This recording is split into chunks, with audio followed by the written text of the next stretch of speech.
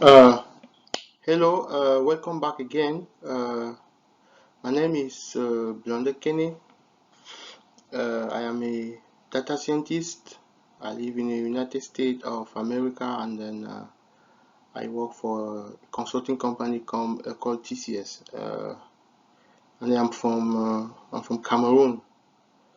I presented a video, a first video, a YouTube video that I presented last time. That was the first part, and here this is the second part of the video. I want to speak in French again. Bonjour, bonsoir, selon le temps que vous recevez cette vidéo. Je m'appelle Blondel Kenny, je suis camerounais et je vis aux États-Unis d'Amérique. Je travaille comme data scientist dans une compagnie qui fait dans le consulting. J'ai fait une première vidéo sur COVID-19 au Cameroun, et voici la deuxième vidéo que je vais présenter sur le COVID-19 au Cameroun.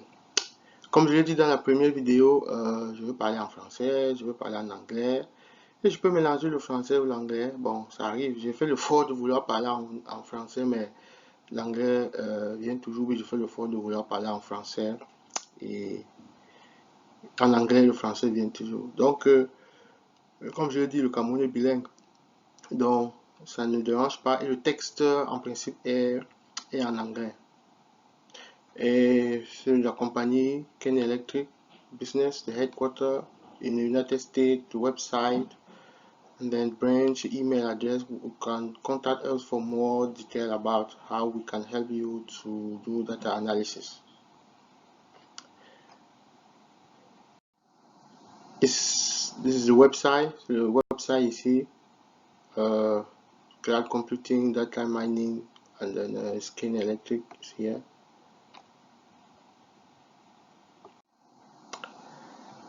The disclaimer: we are not COVID-19 or COVID expert, no medical doctor. We are data scientists, data analysis. We analyze data for making decisions. Donc, nous ne sommes pas des experts médicaux, nous ne sommes pas des experts dans le COVID-19, mais nous sommes juste des analystes, fait l'analyse des données pour la prise de décision. Donc,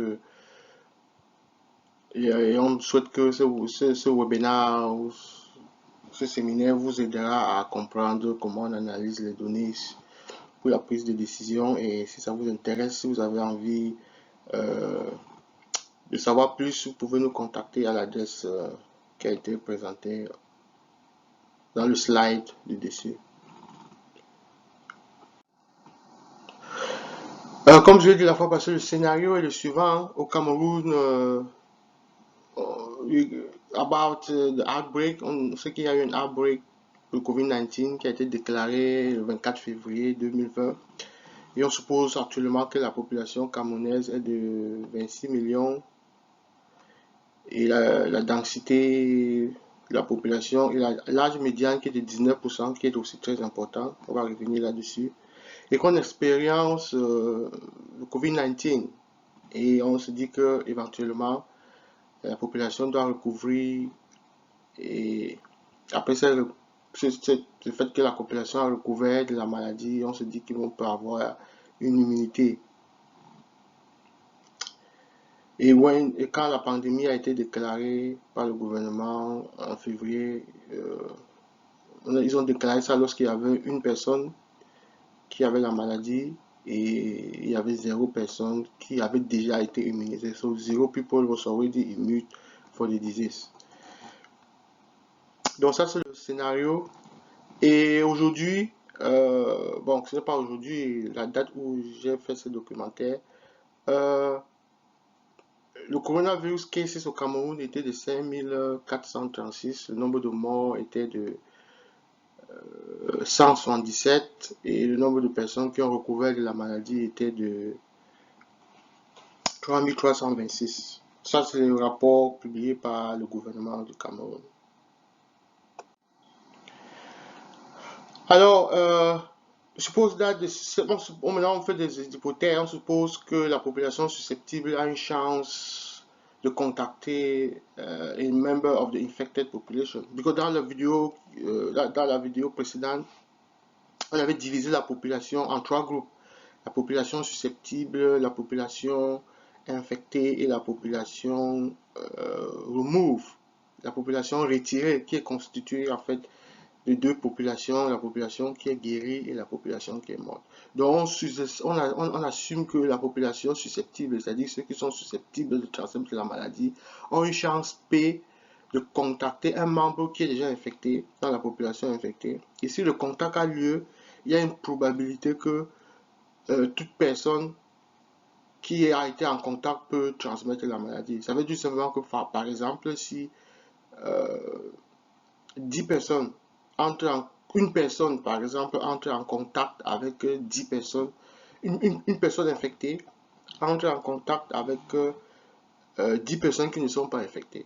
Donc, il a déjà créé 10 contacts. Parmi les 10 contacts là qu'il a créés, on se dit peut-être il n'y a que 2 personnes qui vont tomber malades.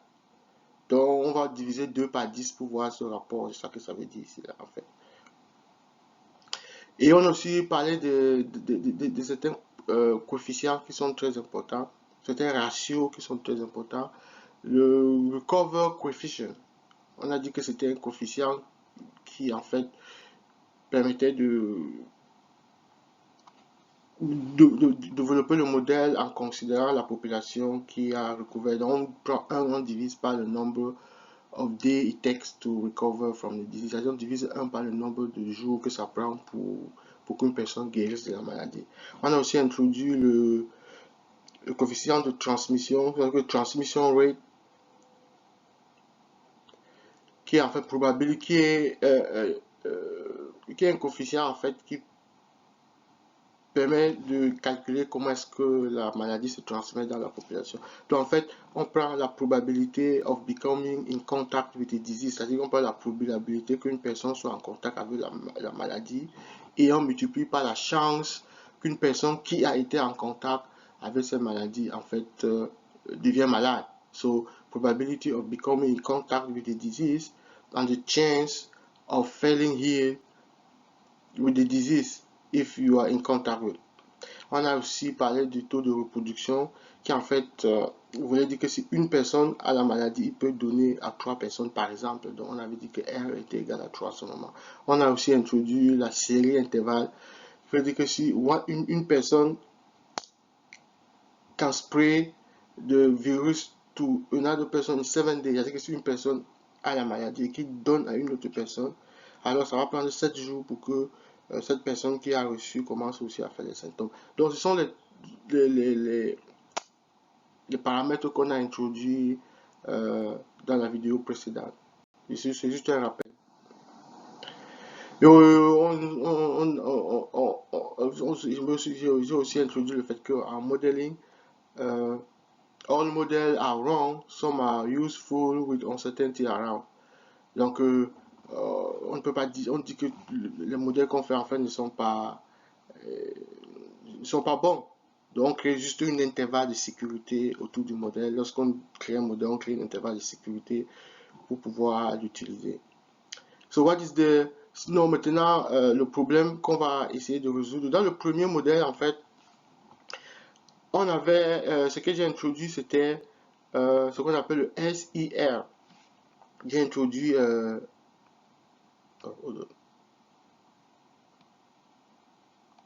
oh, parce que je vais faire le S ici, là. So, j'ai introduit le SIR. Je vais dessus de mon S. Je vois que le S, ça doit être comme ça. Oh là là. Ok. So, j'ai introduit le SIR. Et le S, c'était pour la population susceptible. Le I, c'était pour la population infectée. Et le R, c'était pour la population remove, c'est-à-dire la population retirée. Ce modèle ne dépendait que du temps. C'est-à-dire qu'on étudiait ces 3 populations uniquement dans le temps. So, maintenant, ce qu'on va faire, c'est de définir quel est what is the wave speed of the COVID-19 in Cameroon up to this day? C'est-à-dire quel est le wave speed, la vitesse de propagation en fait, si on veut parler comme ça. And what is the severity of the model? Quelle est la sévérité du COVID-19 au Cameroun à partir de cette date? So the wave speed, il faut penser un peu, si on a bonne mémoire, lorsque on jouait pendant l'enfance, on allait peut-être dans une mare d'eau, ou bien vous prenez un seau d'eau, vous jetez une pierre dans le seau d'eau, vous allez voir comment est-ce qu'il y a des cercles qui vont se propager dans le seau. Ou bien vous allez dans un fleuve, vous jetez une pierre, vous allez voir comment il y a des courbes qui vont se propager dans le fleuve. Ou bien vous voyez les vagues de l'eau qui se propagent jusqu'à la plage. Donc c'est ça un peu qu'on veut étudier, c'est quoi? C'est le wave speed. On veut essayer de voir la vitesse du virus dans la population. Parce que dans le premier modèle, on a assumé que la population était fixe, elle ne bouge pas, mais ça change avec le temps. Maintenant, ce qu'on va faire, on va considérer que non seulement la population bouge, donc une personne qui est infectée, qui est à Douala, va se déplacer pour aller à Yaoundé, va se déplacer pour aller à Garoua, va se déplacer dans tout le territoire du Cameroun. Donc on va assumer qu'il va se déplacer. Donc en faisant cette assumption, on va maintenant calculer la vitesse de propagation du virus et on va aussi voir maintenant la sévérité de ce virus dans la population. À cette date. So c'est le SEL Travel Wave COVID-19 model. C'est ça qu'on appelle le SEL Travel Wave COVID-19. C'est-à-dire qu'on voit que les ondes voyagent. Et ces ondes, en fait, sont les ondes de COVID-19. C'est le virus qui voyage dans la population. Il se déplace avec la personne qui est infectée. So, la population change. Là, on voit alors que la population de la population infectée, la population retirée et la population susceptible change dans le temps et dans l'espace. Donc c'est ce qu'on va maintenant essayer de voir pour répondre aux deux questions qui ont été posées précédemment. Donc la population change avec le temps et la population change aussi avec l'espace. Dans le modèle, pour le Traveling Wave modèle, on a un certain nombre d'assumptions qu'on va toujours faire. On assume que la population susceptible est fixe, qu'elle ne se déplace pas. On assume que la population infectée va migrer à un taux constant. On assume que cette population va se déplacer de A à B, de nord au sud, de l'est à l'ouest avec un taux constant. Donc les gens se déplacent. Donc on assume alors que tous ceux qui sont infectés au Cameroun se déplacent. Non, ils se déplacent, ils sortent de la maison, ils s'en vont faire le marché, ils voyagent, ils prennent le car, ils prennent l'avion, blablabla, ils se déplacent pour aller infecter les autres. Et on assume que la population recover, c'est-à-dire que la population qui remove ne se déplace pas, c'est-à-dire que c'est une population qui est fixe, elle reste sur place. Donc quand cette population ne se déplace pas. Donc dans ce Traveling Wave model, la population qui est la plus intéressée, c'est la population infectée. C'est cette population-ci qui est en fait la population qu'on étudie dans le modèle, que le modèle va le plus considérer. So the wave model is focused on the infected population. Donc ça se concentre uniquement sur la population infectée pour estimer le traveling wave et la sévérité du COVID-19.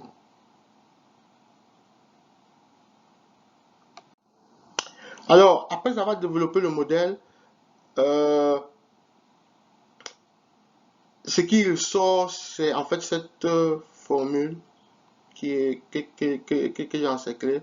Parce qu'en fait, pour développer le modèle, on va essayer de considérer la population infectée, on va considérer la population susceptible, on va considérer la population qui est retirée.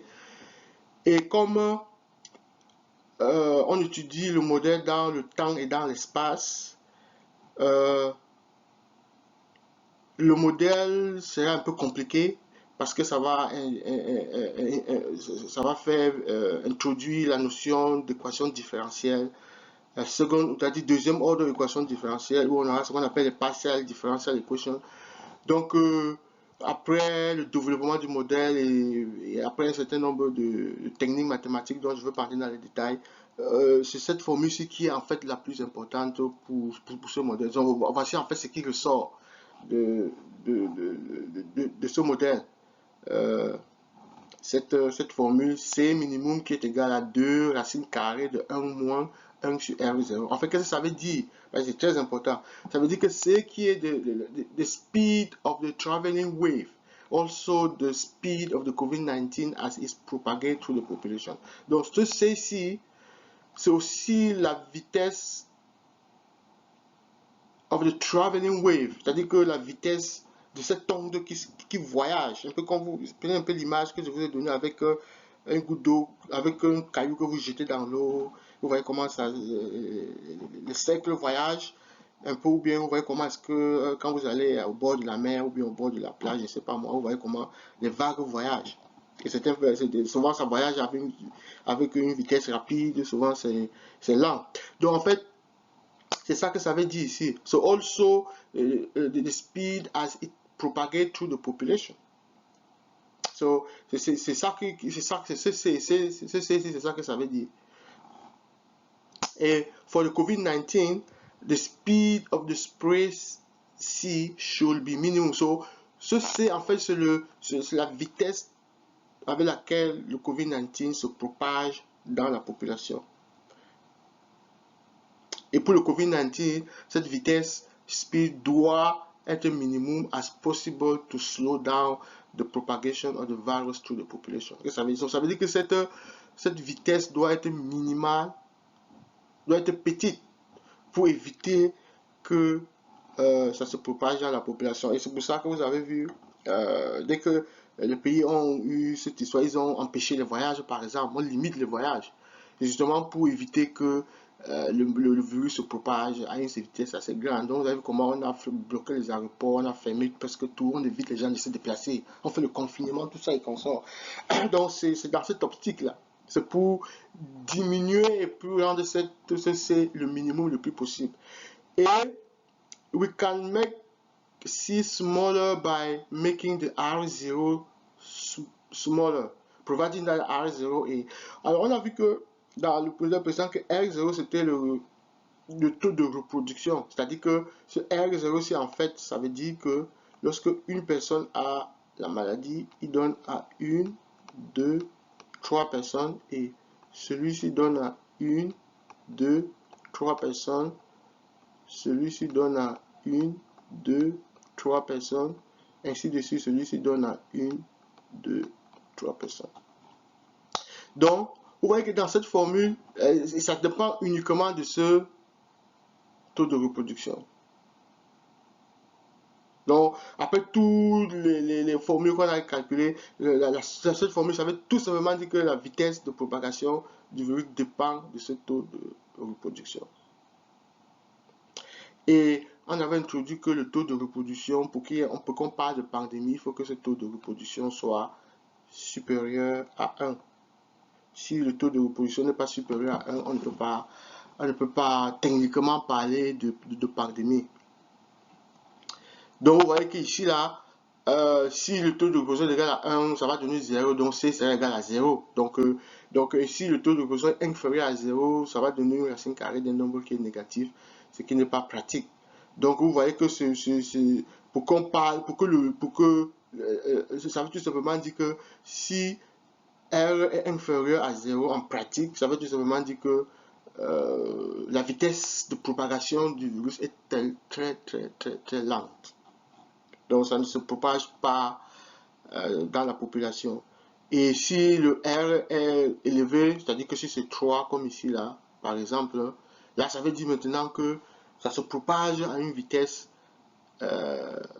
élevée dans la population. C'est-à-dire que c'est un peu comme une voiture, ça file, comme on dit là. Donc j'utilise le langage de la rue pour faire comprendre un peu ce que ça veut dire. Donc la veille, c'est que c'est en train de filer. Donc ça prend maintenant trop de ça file, ça prend moins de temps pour se propager dans la population, donc ça prend moins de temps. Donc, en moins de 2 jours, on peut vous dire qu'une personne est contaminée, le lendemain matin, on vous dit que il y a 5000 personnes, par exemple, qui sont contaminées. 5000. alors que hier, il y avait une seule personne, par exemple. Et ces personnes-là, ils sont contaminés comme ça là, sur l'ensemble du territoire. Tout simplement parce qu'une personne, lorsqu'il a voyagé, il a contaminé. Donc vous voyez que ça, c'est pratique de décider en fait de ne pas permettre aux gens de voyager, de restreindre les voyages et de faire le confinement dans des endroits où le taux de reproduction est élevé. C'est ça que ça veut dire. C'est ça que ça veut dire ici là. Donc, cette formule-ci qui est la plus importante, la vitesse de propagation de traveling wave.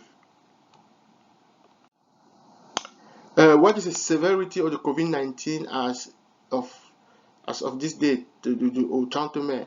Et j'ai pris cette date parce que c'est la date où j'ai développé le modèle et c'est la date où j'ai arrêté les données pour exploiter le modèle. So if we get how many people was left at the end of the disease, we can get how many people was affected. So le problème avec ça maintenant, c'est de calculer le nombre de personnes qu'on a à la fin de la maladie pour pouvoir estimer le nombre de personnes qui ont été affectées. Puisqu'on a la formule pour calculer ça, on va faire la somme de la population infectée, la population susceptible, infectée, remove, pour avoir la population totale. Donc, dès qu'on estime une, déjà on peut avoir l'autre. Donc, ici, ça veut tout simplement dire que the susceptible population at the end, so cette population susceptible à la fin, est juste une fonction du taux de reproduction, R0. Donc, vous voyez que le R0 apparaît n'importe où à cet instant-ci. Donc, le R0, comme je dis, c'est le plus important. Donc, en fait, la population susceptible à la fin de la pandémie est juste une fonction de ce R0. Donc, plus le R0 est élevé, plus il y aura moins de personnes susceptibles à la fin et moins le R0 est élevé, moins on aura... puisque à la fin de la pandémie, on veut que la population susceptible soit égale à 0. On veut que cette population-ci soit égale à 0. What all this mean for the COVID-19 au Cameroun? Donc, qu'est-ce que ça veut dire en fait pour le COVID-19 au Cameroun? Ça veut dire que for the COVID-19 to spray of the virus in Cameroun. Donc, pour que on a vu alors que comme R0 est important et que dans les deux modèles, le R0 était important dans le modèle du temps et dans le modèle du temps et de l'espace, le R0 était important qui était le taux de reproduction. Donc, on peut conclure que pour que la maladie se propage, pour que la maladie se spray, c'est-à-dire que, je ne sais pas comment je vais dire spray en français, il faut to spray, c'est-à-dire que pour que le COVID-19 se retrouve dans tout le Cameroun en un laps de temps, il faut que le R soit supérieur à 1. Ça, c'est déjà la première chose. Il faut que ce soit supérieur à 1. Et on voit qu'on a aussi vu que le maximum infected population, encore aussi vu que la population infectée maximum, c'est-à-dire que si on veut avoir une idée sur la population infectée, le maximum infected population, c'est-à-dire que la population qui est infectée, quel est le maximum de cette population qu'on va avoir durant cette COVID-19, on peut se dire que, conclure que, on va prendre la population totale et on va tout simplement soustraire une fonction de aussi contact ratio. Le R0 apparaît aussi ici parce que c'est ça une fonction of the chance of falling ill with the disease if you are in contact, qui est en fait aussi le contact ratio qui dépend aussi de ce R0 aussi. Donc vous voyez que ce contact ratio apparaît presque n'importe où.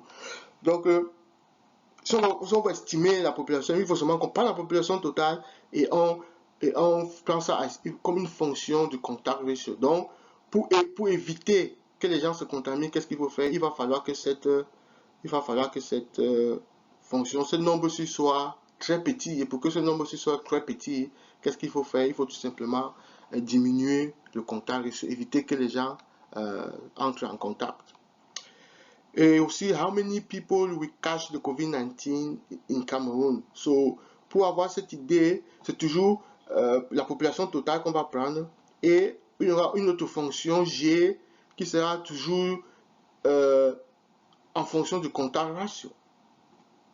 Donc, vous voyez que pour estimer la population maximale qui doit être infectée et pour avoir le nombre de people qui vont prendre, qui vont avoir la maladie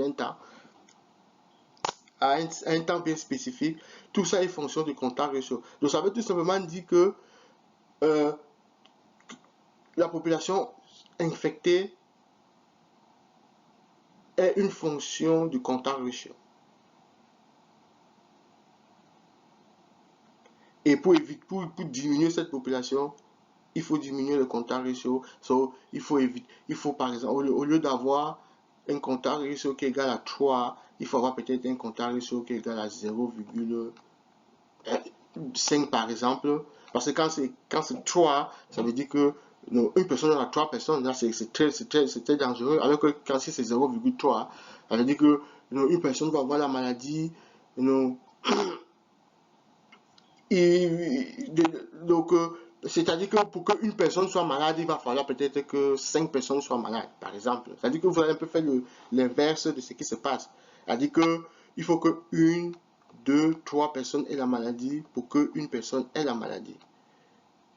Et après, vous allez maintenant revenir ici, il va falloir que 1, 2, 3 personnes aient la maladie pour qu'une personne ait la maladie. Donc, c'est un peu comme ça. C'est dans ce sens-là qu'il faut voir ça.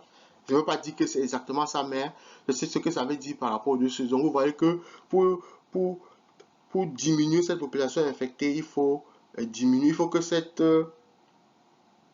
fonction-ci soit, il faut que ce nombre-ci soit très bas pour éviter que la maladie se propage dans la population. Recommendation. Comme recommendation to decrease the probability of contact, the chance of becoming ill, c'est-à-dire que pour diminuer la probabilité de ce contact, qu'est-ce qu'on fait? On voyait qu'on dit wash your hand, il faut laver la main, il faut sneeze, c'est-à-dire qu'il faut éternuer dans ta main, il faut isoler les gens qui sont malades, il faut fermer les écoles, tout ça et consort. Donc en fait, ce modèle, ces techniques sont conçues et vous comprenez maintenant pourquoi on vous dit de faire toutes ces choses-là, donc en expliquant ce qui se passe au-dessus, là, vous avez compris alors pourquoi ces recommandations sont données par les politiciens, pourquoi est-ce qu'effectivement on insiste là-dessus. Il y a aussi une autre possibilité, c'est le vaccin, qui permet par exemple de vacciner la population susceptible. Bon, cette technique n'est pas très utilisée parce qu'en vaccinant la population susceptible, ça diminue le nombre de personnes qui peuvent atteindre la maladie. Par exemple, si au Cameroun, on a vacciné, estimons qu'on avait vacciné tous les Camerounais, par exemple. Tous les 26 millions de Camerounais étaient vaccinés. On ne veut pas parler de Covid-19. On ne veut pas parler parce que tout le monde serait déjà vacciné. Donc, il ne devait pas avoir de population susceptible, ce qui ne devait pas générer la population infectée. La troisième possibilité qui est ici, c'est increase the remove population en utilisant les antibiotiques par exemple, bon, qui est rarement effectué. Ou la quatrième possibilité, c'est d'attendre wait the COVID-19 eventually run out of susceptible. C'est-à-dire qu'on peut se dire, ok, on peut, ce qu'ils appellent l'auto-immunité, immunition, on ne sait pas comment ils appellent ça. C'est l'auto, c'est-à-dire qu'on laisse la population s'immuniser elle-même. Donc on laisse le COVID-19 se propager dans la population, on laisse. La population va s'immuniser et puis à un certain moment, il n'y aura plus de susceptibles dans la population. C'est-à-dire qu'il n'y aura plus de personnes susceptibles de transmettre la maladie et c'est comme ça que ça va s'arrêter. Donc voilà les 4 méthodes qui sont recommandées pour lutter contre COVID-19.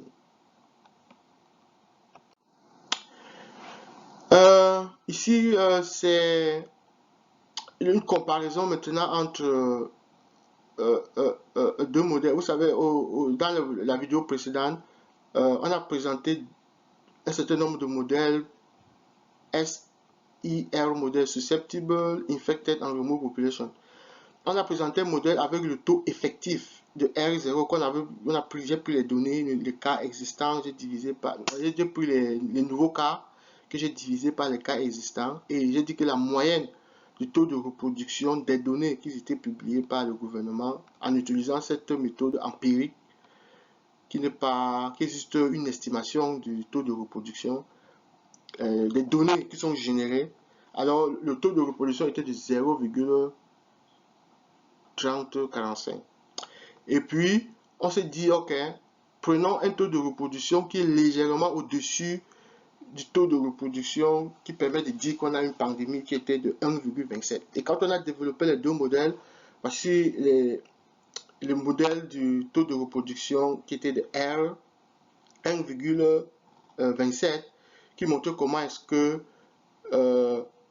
la population, les trois populations se comportaient. Et je pense que dans ce modèle, le modèle a estimé que la population infectée devait être dans les, je crois, 600 quelque chose de 1000, 600 000, je pense 600 000, je ne sais pas très bien le nombre, ça devait être 600 000. Et que ça devait arriver, je crois c'était en 2021 comme ça, bref, peut-être en février 2021, non, un truc de ce genre, bon, je ne sais pas très bien. Donc, ça c'était ce que ce modèle-ci a dit.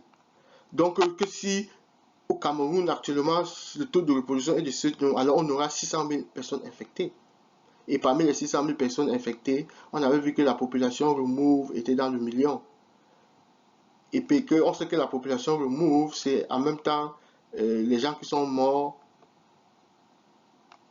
et plus les gens qui sont guéris, par exemple. Donc c'est la somme de ces deux. On ne connaît pas le nombre de cas, c'est comme ça, donc on ne sait pas. Donc si déjà il y a 600 000 infectés, et puis il y a 600 000 remove, donc on peut estimer le nombre de personnes qui sont mortes. Donc ça c'est ce que ce modèle-ci avait dit. Et pour ce modèle-ci, qui était en fait le modèle qu'on a initialisé avec 0,300, vous voyez que la courbe ne nous donne presque pas quelque chose d'intéressant. Ça nous donne juste une droite. Et puis on ne peut pas dire qu'il y a une pandémie. Parce qu'ici, on peut dire qu'il y a une pandémie. Parce que le taux de reproduction est supérieur à 1. Et ici, on ne peut pas dire qu'il y a une pandémie. Mais ça ne veut pas dire qu'il n'y a pas des gens qui meurent ou bien il n'y a pas des gens qui sont infectés. Ça veut tout simplement dire que, comme je l'ai dit, quand le taux de reproduction se retrouve ici, ça veut dire que ça se propage à une grande vitesse. Quand le taux de reproduction est ici, ça se propage à une vitesse faible. Donc vous pouvez prendre le C, comme on a défini là, le C ici est élevé et le C ici là est fait très faible. C'est presque inexistant. Parce que pour que le C existe même, il faut que ce soit super, il faut que ce soit dans cette zone-ci. Donc quand c'est ici là, vous voyez que ça ne veut pas dire que ça n'existe pas, mais ça veut dire que c'est lent, ça veut dire que ça se propage à une vitesse très lente dans la population. Très lentement. Très lentement. Alors qu'ici, ça se propage à une vitesse très élevée dans la population. Donc quand on compare les deux modèles, donc, ça c'est le modèle des données réelles. C'est-à-dire que ça c'est le modèle des données réelles qui ont été collectionnées sur le terrain au Cameroun. Et ça c'est un modèle qu'on a initialisé avec un taux de reproduction de 1,27 qui est un taux de reproduction mathématique. Mais on a utilisé les données réelles du Cameroun pour initialiser le modèle. Et ici là, la population infectée reste à ce qu'on a publié qui était de, je crois, de 5000, il y a 5000, 5000,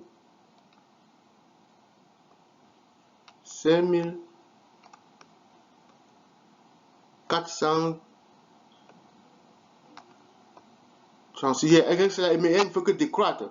Parce que si je n'ai pas pu retirer les courbes, vous allez voir que le maximum sera ça, mais elle va décroître. Donc le modèle va tout simplement vous dire que oui, c'est vrai, mais on aura ce nombre de infectés, mais avec le temps, ça va décroître.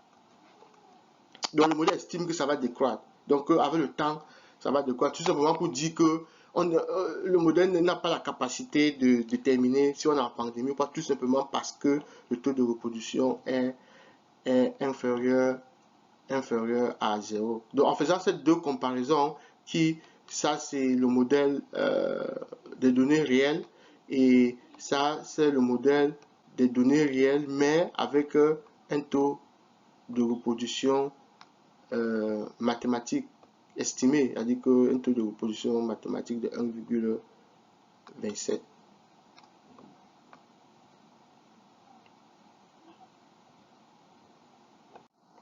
Donc en conclusion, alors on peut, en conclusion,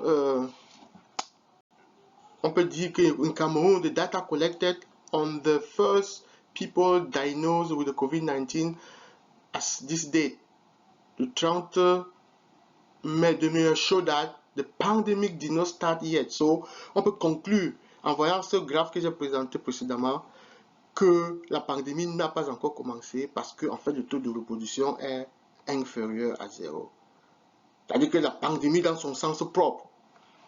Mais ça ne veut pas dire que il n'y a pas la pandémie dans le sens pratique. Donc, il faut un peu comprendre ça de façon de cette tautologie-là. Donc, puisqu'on dit qu'il y a pandémie en épidémiologie, c'est que le taux de reproduction doit être supérieur à 1. S'il n'est pas supérieur à 1, on ne parle pas de pandémie. Donc, ça peut être un truc comme ce qu'on expérience au Cameroun. Maintenant, on peut se dire que c'est quelque chose comme la grippe. Mais c'est simplement parce que c'est le Covid-19 que les gens ont peur, je ne sais pas. Mais c'est aussi peut-être parce que les mesures ont été prises au début. N'oubliez pas que au début, dans le graphe que j'ai présenté, on a atteint un taux de reproduction de 2,85, je pense. 2,85. Et on avait aussi un taux de reproduction de 2,11, je crois, un truc de ce genre. Donc, imaginez que ce taux de reproduction était maintenu. C'est que en fin juin, si on devait avoir environ, je ne sais pas moi, des millions de personnes contaminées et des millions de personnes mortes. Donc, ici, ça veut tout simplement dire que est-ce que les mesures qui ont été prises ont aidé à empêcher qu'il y ait pandémie et qu'on se retrouve maintenant dans une période où on pense qu'il y a la pandémie alors que techniquement on n'est pas dans une pandémie. Donc c'est ça que ça veut dire. Et on peut aussi conclure que quand conclut date camerounienne, on peut conclure que les mesures qui ont été mises en place, lorsqu'on compare les deux courbes là, on peut conclure que les mesures qui ont été mises en place ont marché. Parce que si on assume qu'il y avait un taux de reproduction de 2,85 et de 2,11 dans les données, et que si l'un de ces taux-ci était maintenu, et vous avez vu dans la vidéo précédente, pour ceux qui n'ont pas vu, vous pouvez aller voir ça, vous allez voir que la pandémie devait être très dangereuse. C'est-à-dire qu'en fin juin, le modèle prédictait qu'on devait atteindre les 7 millions environ d'infectés d'ici juin. Si ce taux était maintenu, c'est-à-dire que si aujourd'hui le gouvernement disait qu'il y a une personne, demain le gouvernement dit qu'il y a par exemple 10 personnes, après le gouvernement dit qu'il y a 250 personnes, le troisième jour, le quatrième jour, le gouvernement dit qu'il y a 1000 personnes qui sont infectées.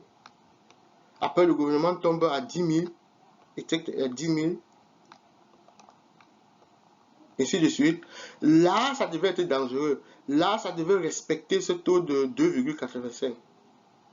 Là, on devait comprendre, parce que si ce taux était maintenu, parce que si vous allez dans les données, vous allez voir qu'il y a une période où on a eu 1 cas, après on a eu 7 cas, après on a eu 20, après on a eu 50 cas, etc. Donc si on maintenait, et c'était justement dans la période où le gouvernement n'avait pas encore pris des mesures. Mais après que le gouvernement a pris des mesures, les chiffres ont commencé à être constants. Le genre, on vous dit il y a 1 aujourd'hui, après on saute quelques jours, on vous dit qu'il y a 10, après on vous dit qu'il y a 20, etc. etc.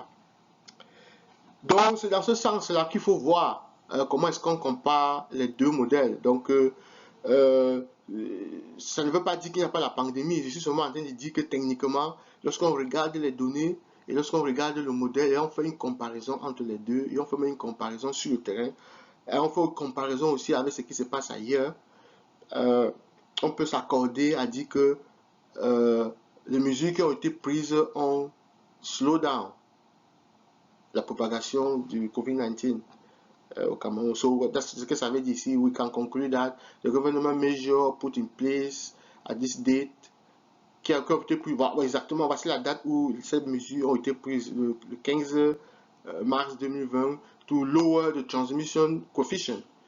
Parce que en fait, les mesures qui ont été prises, c'était pour réduire ce R0 aussi. Or the contact ratio to significantly slow down the COVID-19. Slow down, ça veut dire diminuer la propagation. Works according to the public available data by the government. So, c'est ce que je peux conclure. C'est ce que je peux conclure. Ça ne veut pas dire qu'il n'y a pas la... Ça ne veut pas aussi dire qu'on ne peut pas changer de cap. N'oublions pas qu'il y a ce qu'on appelle the latent infection population qu'on a introduit dans la vidéo précédente. C'est-à-dire que the latent infection, ce sont les gens qui ont le COVID-19, n'ont pas de symptômes, mais transmettent la maladie, ce qu'on appelle les distributeurs automatiques. Donc vous avez des gens qui sont malades, ils ne font aucun symptôme, aucun, mais ils transmettent la maladie. Or, quand quelqu'un est malade, il ne faut aucun symptôme, il transmet la maladie. Il n'y a aucune technique de savoir. C'est presque difficile de savoir que cette personne-là est malade. Donc, on ne peut que utiliser ce qu'on appelle les contact tracers, qui est un peu plus très compliqué et ce qui est très difficile à faire. Même ici aux États-Unis, c'est pas facile de trouver, de traquer tout le monde, de traquer les gens qui sont dans cette latent infection. Donc, on ne peut pas, et il faut tout simplement à un certain moment attendre que cette personne-là, que les gens tombent malades pour pouvoir les isoler dans la population. Donc, c'est ça aussi qui peut nous laisser croire que, bon, peut-être on est déjà même à ce niveau-ci dans la population, peut-être on ne connaît pas, peut-être on atteint, peut-être on a même déjà 20 millions, je ne sais pas moi, 2 millions d'infectés au Cameroun, peut-être. Et que le reste de personnes qui sont infectées, ce sont des gens qui sont dans le latent infection. Non, c'est un peu comme ça.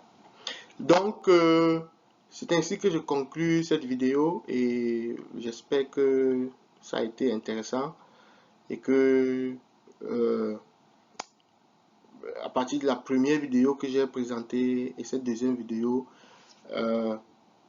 on a pu comprendre un peu comment est-ce que le COVID-19 se comporte au Cameroun et comment est-ce que on peut prendre des décisions sur l'analyse des données du COVID-19 au Cameroun. Et les conclusions que j'ai prises ici n'engagent que moi. Donc, ça n'engage que moi à cause de mes analyses que j'ai fait sur les données. Ok, ceci dit, je pense que c'est terminé. La première vidéo s'est arrêtée de façon inexpectée. Donc, je vais arrêter cette vidéo et je pense que vous avez tiré profit de ces deux vidéos et que s'il y a des questions, s'il y a des commentaires et s'il y a certaines personnes qui ont à dire, qui peuvent corriger certaines erreurs qu'ils ont constatées dans la vidéo, ou bien s'il y a quelqu'un qui a autre chose à ajouter, il peut me contacter à l'adresse indiquée dans la vidéo, ou bien il peut faire le commentaire dans YouTube. Ceci dit, merci et à bientôt alors. Bye bye.